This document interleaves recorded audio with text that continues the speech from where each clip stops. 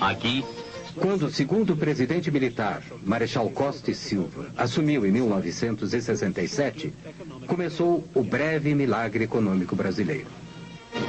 Um país que estava entrando no mundo industrializado estava, ao mesmo tempo, condenando grande parte de sua população, para ser exato 60%, a uma situação socioeconômica miserável, mesmo sendo a 8ª economia do mundo. E esta é a situação. O pensamento econômico do regime era surpreendentemente simples. Ricos, para que, graças a eles, os pobres, por sua vez, sejam menos pobres. A ditadura deu prioridade ao desenvolvimento de um moderno sistema de telecomunicações.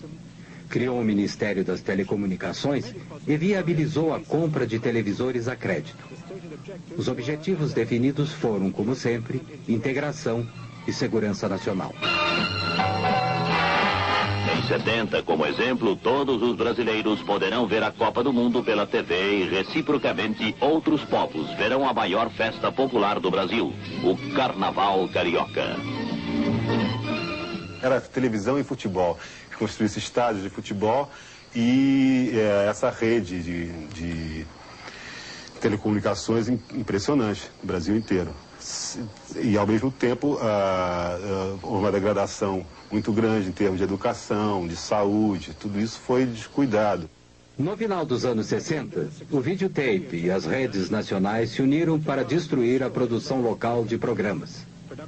As produções ficaram centralizadas no Rio e em São Paulo. Os herdeiros da cultura jovem dos anos 60 conseguiram conquistar algum espaço na televisão. Os festivais de música tinham cobertura ao vivo, e os melhores foram organizados pela TV Record em São Paulo.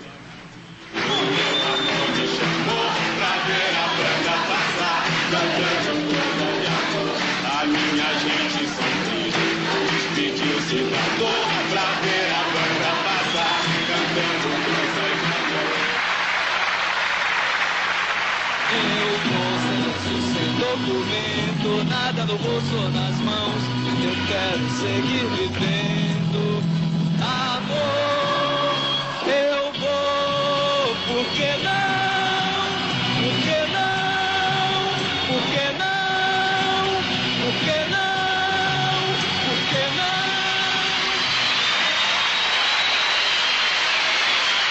Caminhando e cantando. A resistência à ditadura militar chegou às ruas em 1968.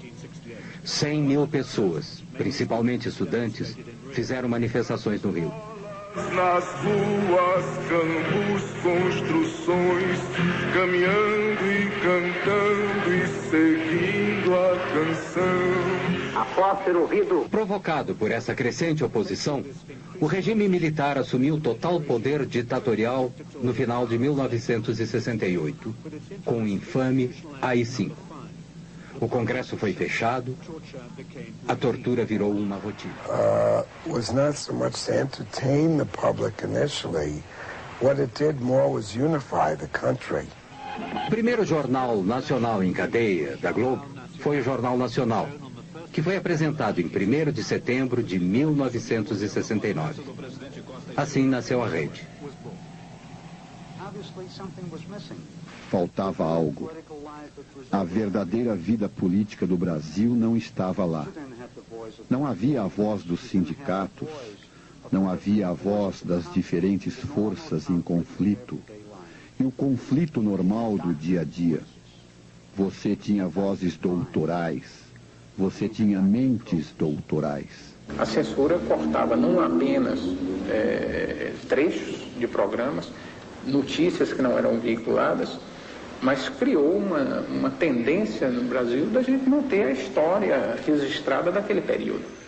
A Excelsior havia sido a única empresa de televisão a se opor ao golpe militar de 1964, e os militares não esqueceram disso. Em 1970, o governo cancelou sua concessão.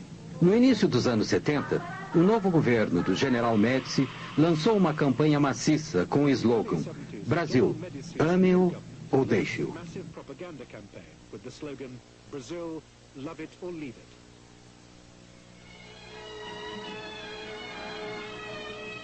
Abrange mais de 5.000 quilômetros de rodovias rasgadas. The Trans-Amazon Highway was the next grandiose national infrastructure project. Mas não basta construir estradas. É preciso colonizar. A Copa de 1970, no México, foi transmitida ao vivo, via satélite. O Brasil foi campeão.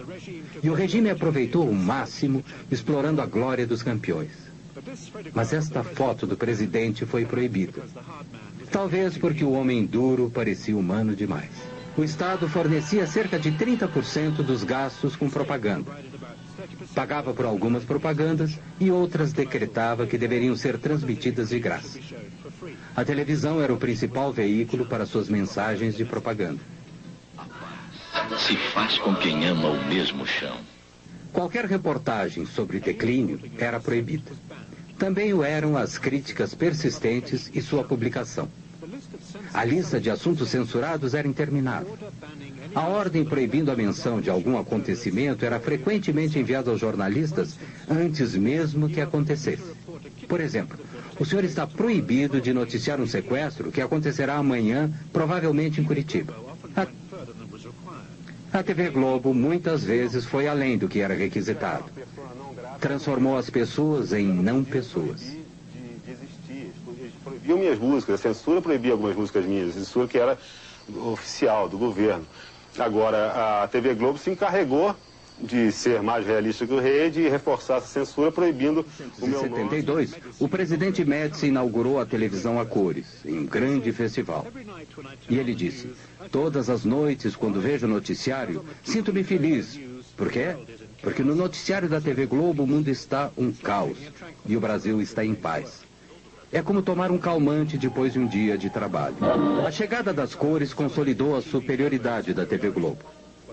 O que a própria Globo definiu como padrão Globo de qualidade foi instaurado.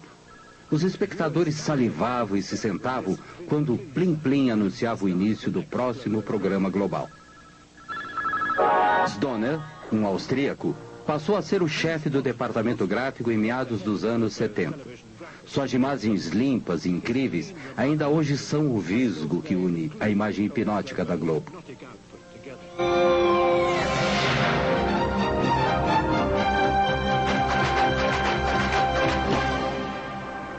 Costumam acusar a Rede Globo do exercício de um monopólio de televisão. Há quem sustente que esse monopólio representa um Estado dentro do Estado. Mas eu não participo dessa opinião, porque o monopólio da Rede Globo, se existe, seria então o monopólio da competência. Em 1977, Roberto Marinho demitiu Walter Clark, que era então o alto executivo mais bem pago da América Latina. É como tudo na vida, né? Você tem o começo, o clímax, depois a coisa entra em processo de decadência. Nós começamos eu senti que ele queria. Afinal, a coisa estava montada. O trem elétrico de miniatura estava pronto e ele queria brincar e esse trem elétrico era um instrumento de poder. E o Roberto Marinho é o cidadão Kane? Mas é uma pessoa bem parecida, mas acho que acho que ele não tem o Husband. Walter Clark foi substituído pelo controlador de programas, conhecido apenas por Boni. Ele ainda administra a Globo. Enquanto isso, como a Globo mostrou, a repressão não havia diminuído. Os jornalistas não foram poupados. Em 1975, Vladimir Herzog, o jornalista-chefe da emissora de televisão educativa de São Paulo, foi preso. Ele morreu horas depois dos cárceres do Doikod. Ele havia sido violentamente torturado. A polícia política mostrou uma foto sua simulando o enforcamento na tentativa de convencer a população de que Herzog havia se suicidado. A notícia de sua morte não foi divulgada na televisão, mas apareceu nos jornais e milhares de pessoas se reuniram na Catedral da Sé para protestar contra o assassinato. Em 1979, o general Figueiredo tornou-se o 5º e último presidente militar. Ele prometeu abertura para a democracia.